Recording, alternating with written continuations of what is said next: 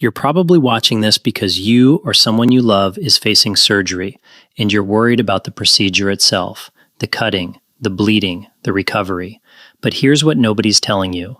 The surgery isn't the most dangerous part. The anesthesia is. And if you're over 60, that risk multiplies in ways most doctors won't explain clearly. In the next few minutes, I'm going to show you exactly why. And what you learn might change everything about how you approach your upcoming procedure. I'm Dr. William Lee. I'm an anesthesiologist, and for 15 years, I've been the person standing at the head of the operating table, keeping patients alive while surgeons work. And I need to tell you something that might shock you. The surgeon's skill matters. But my job, managing your anesthesia, that's what determines whether you wake up normally, wake up with complications, or don't wake up at all. And the older you are, the more true that becomes. But before I explain why anesthesia carries risks that surgery itself doesn't, you need to understand something fundamental that most people get completely wrong about what happens in that operating room. Here's what most people think. Surgery is dangerous because cutting into the body is traumatic. And yes, there's trauma, but modern surgery has become remarkably safe. Techniques are refined. Technology is advanced. Surgeons train for years on the specific procedures they perform. A routine gallbladder removal or knee replacement, the actual surgical technique carries minimal risk of death in experienced hands. But anesthesia? That's different. Because anesthesia doesn't just affect one part of your body, it affects everything. Your brain, your heart, your lungs, your blood pressure, your temperature regulation, your body's stress response. We're chemically controlling systems that are designed to run automatically. And when you're over 60, those systems are already compromised, already fragile, and the margin for error becomes razor thin. Let me put this in perspective. Surgical mortality, death directly from the surgical technique itself, is incredibly rare, maybe 1 in 10,000 for routine procedures. But anesthesia-related complications, those happen in 1 in every 1,000 cases for people over 65. And serious complications, the ones that change your life even if you survive, those happen even more frequently. We're talking about stroke, heart attack, prolonged confusion, breathing failure. These aren't rare occurrences. These are real risks that increase dramatically with age. Now you might be thinking, oh, okay, but doctors know how to manage anesthesia. They do this every day. And you're right, we do. But here's what I need you to understand. Managing anesthesia in someone your age isn't routine. It's not automatic. It requires constant vigilance, instant decision-making, and sometimes we're choosing between 2 bad options, trying to pick the less dangerous one. But that's just the beginning of why anesthesia is the real risk. When I'm about to tell you about what happens to your brain under anesthesia, that's where things get truly concerning. When I tell you we're putting you to sleep, that's not technically accurate. Sleep is a natural process. Your brain cycles through stages. Dreams occur.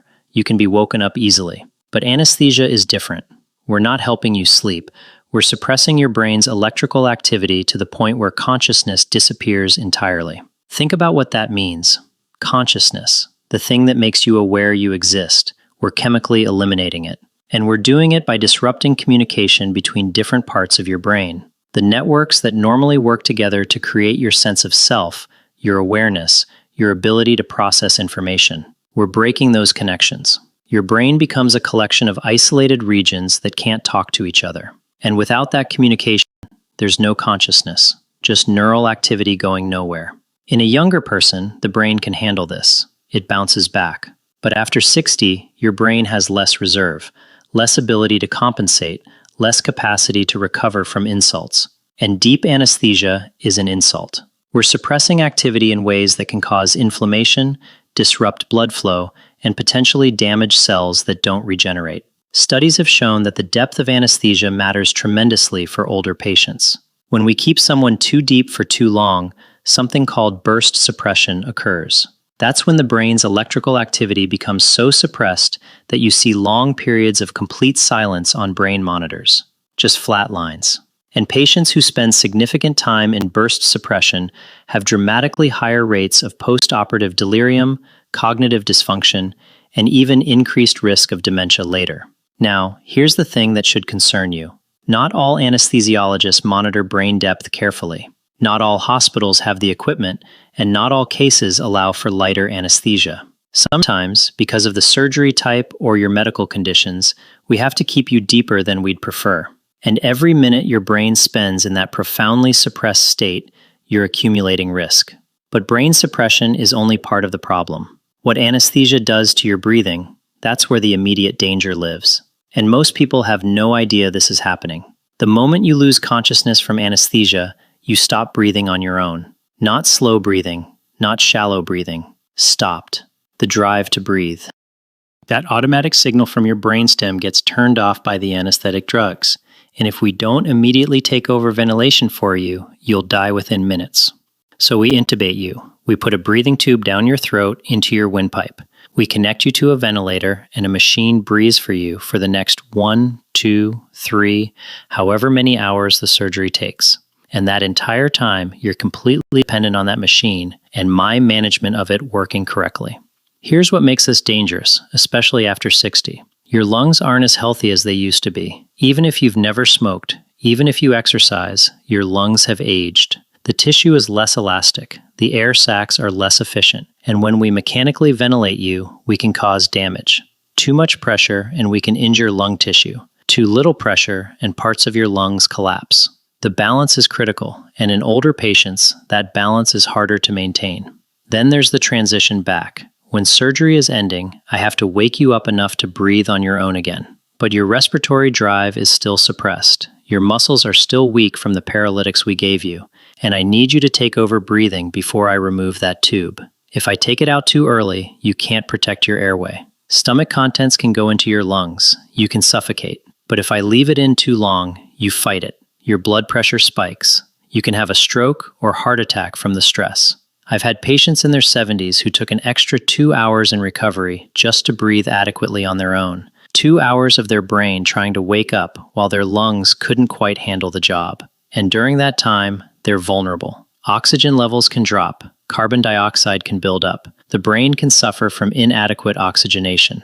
This is a critical period, and it's far more dangerous than anything the surgeon did. Now you understand why breathing is such a critical issue. But here's what really keeps me up at night.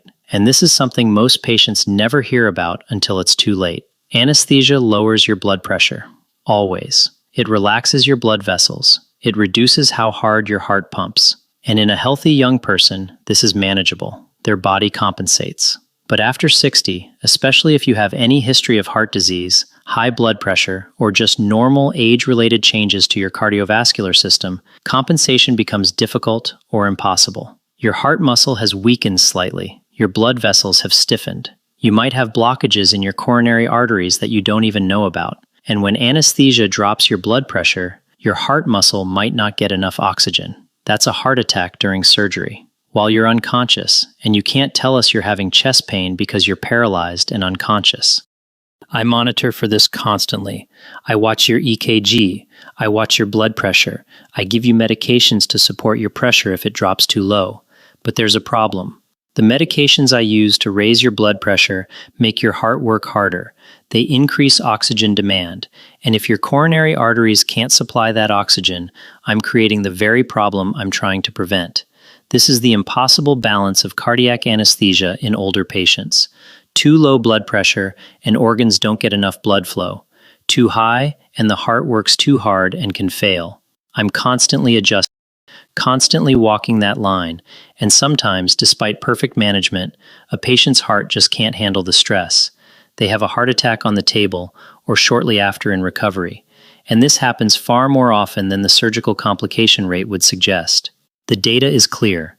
Cardiovascular complications during anesthesia are one of the leading causes of perioperative death in patients over 65. Not surgical bleeding, not infection, not technical errors by the surgeon, anesthesia-induced cardiovascular stress. And here's something that will surprise you. The type of surgery almost doesn't matter. Whether it's a minor procedure or major surgery, the anesthesia carries similar cardiovascular risk because my challenge is the same. Suppress you enough for surgery while keeping your heart and blood pressure stable. And that challenge exists regardless of what the surgeon is doing. But cardiovascular risk is just one piece. What I haven't told you yet about your kidneys and liver, that's where long-term consequences develop. And most people don't realize this is happening until months after surgery. During anesthesia, blood flow to your kidneys decreases. Your blood pressure is lower. Your body redistributes blood flow to protect your brain and heart, and your kidneys get less. For a few hours, most kidneys can tolerate this. But after 60, your kidneys are already functioning at maybe 70% of what they did at 30. They have less reserve, less ability to handle stress. And if blood pressure stays too low for too long during surgery, your kidneys can suffer acute injury. You might not know it immediately. You wake up from surgery feeling fine, but days later, your kidney function labs come back abnormal. Your creatinine is elevated. You're developing acute kidney injury. And depending on severity, this might resolve or it might not. Some patients leave surgery with permanently reduced kidney function, requiring dietary changes, medication adjustments, closer monitoring, all because of inadequate blood flow during anesthesia. Your liver faces similar stress. It's trying to metabolize all the drugs we're giving you, anesthetics, paralytics, pain medications, while receiving reduced blood flow. And if you have any existing liver disease, even mild fatty liver, which is incredibly common in people your age, the stress can push you toward liver dysfunction. I've seen patients develop post-operative jaundice. Their liver was stressed enough during anesthesia that it can't process bilirubin normally for days or weeks afterward. Usually it resolves, but it's a sign that the anesthesia pushed their liver to its limit. These organ stresses don't happen from the surgery itself. They happen from the anesthesia, from the blood pressure management, from the drugs we use, from the mechanical ventilation.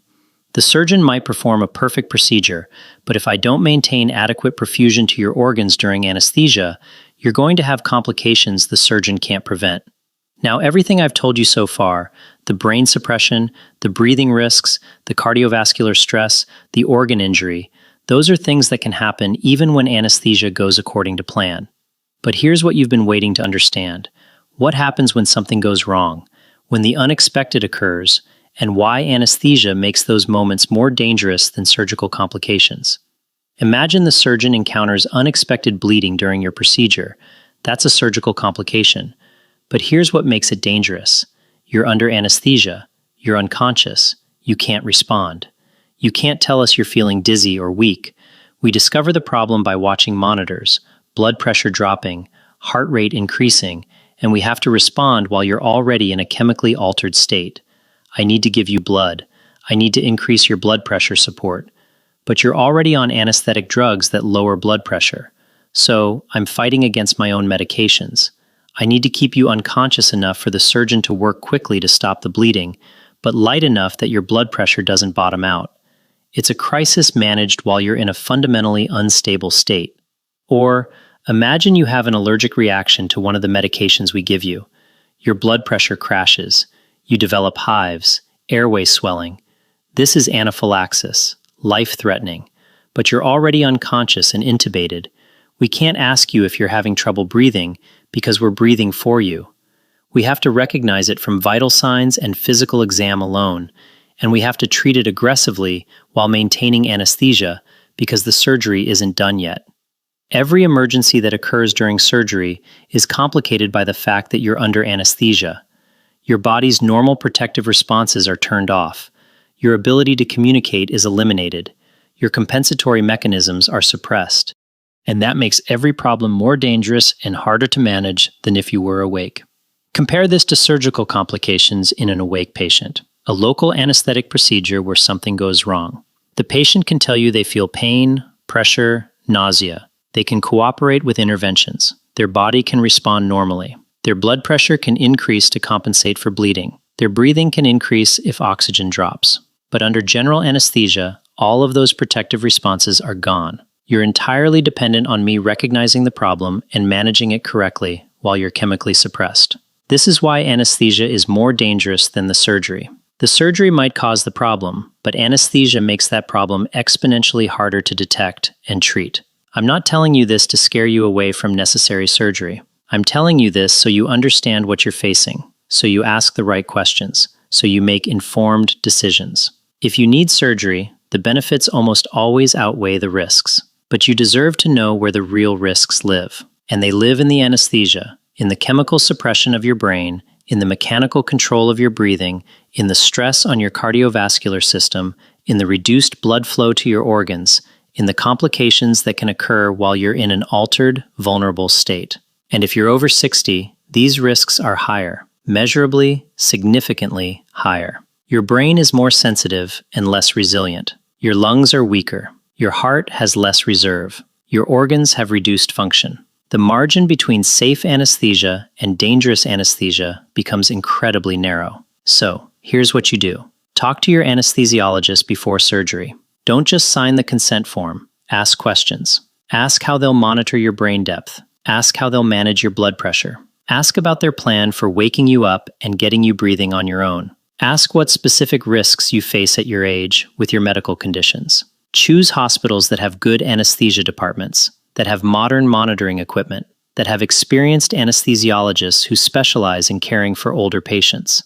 This matters more than you realize. And understand that when you go into surgery, the person who determines your outcome more than anyone else is the anesthesiologist. The surgeon's skill matters, but I'm the one keeping you alive. I'm the one managing the systems that can fail catastrophically if not handled correctly. I'm the one walking the line between adequate anesthesia and dangerous overexpression. The surgery is what you fear, but the anesthesia is what you should understand, because that's where the real danger lives. And now you know. You know why anesthesia carries risks that surgery itself doesn't. You know why age makes those risks multiply, and you know what questions to ask to protect yourself as much as possible.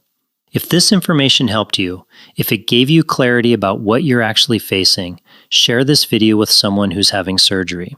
Leave a comment telling me what concerns you most about anesthesia, and know that we're doing everything we can to bring you through safely, but it requires respect for how powerful these drugs are and how fragile the balance is, especially in someone your age. Thank you for watching, and I'll see you in the next.